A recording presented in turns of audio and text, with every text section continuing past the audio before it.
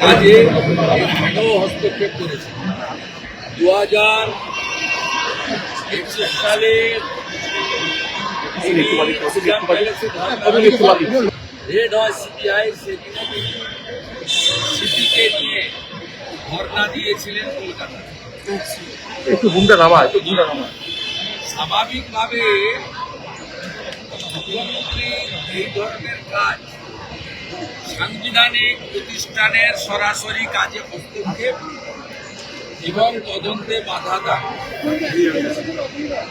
এটা একজন মুখ্যমন্ত্রী, তিনি শুধু রাজনৈতিক নেতা নেত্রী নন, প্রশাসনিক কর্তৃক নিন্দা জানাই এবং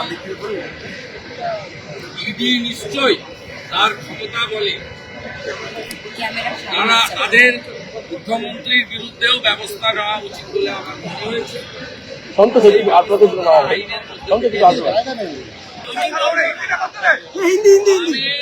ইনভেস্টিগেশন এবং ইডির পাশে ঢুকবো না। দাদা কি এমন আমি মুখ্যমন্ত্রী যাওয়া, সিপি যাওয়াটাকে মনে করি অনৈতিক, অসাংবিধানিক, কেন্দ্রীয় সংস্থার তদন্তে সরাসরি বাধা দান মুখ্যমন্ত্রী এর আগেও করেছেন। রাজীব কুমারের বাড়িতে রেড হওয়ার সময় এবং তিনি 5 ঘন্টা ধর্ণা দিয়েছেন নিজাম প্যালেসে। আপনার যখন বেশ কয়েকজনকে গ্রেপ্তার করেছেন, এরা মুখ্যমন্ত্রীর অভ্যাসের মধ্যে পড়ে। তার যে সাংবিধানিক অধিকার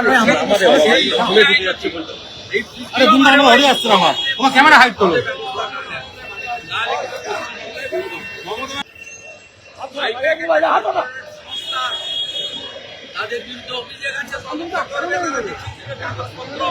তাদের রিটার্ন ফাইল সবকিছু পরিষ্কার আছে।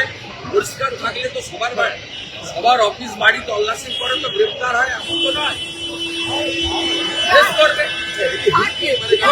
আমার বাড়িতে সিআইডি পাঠিয়েছিলেন, আমার প্রবীণ বাবা মাকে হত্যা করেছেন সিআইডি পাঠিয়ে 3 বার। আমি তো সিআইডির কাছ থেকে ভোটার নিয়ে মারতে গেছিলাম। গ্রামের এমএলএ অফিসে আসামি সার্চ ওয়ারেন্ট ছাড়া তছনছ করেছে অফিস। মুখ্যমন্ত্রীকে এগুলো মানায় না। চ্যালেঞ্জ করলাম, বিজেপি কেন যে কোনো লোকের বাড়িতে পাঠিয়ে দেখুন,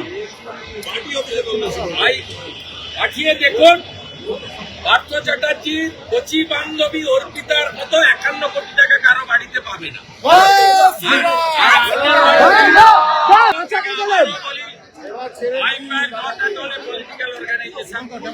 আপনি প্রথম প্রশ্ন করলেন, আপনাকে করলি প্রশ্ন শিখিয়ে ধরে আলাদা কথা, আমি ফেস করতে যাই, আমি স্কিপ করি না।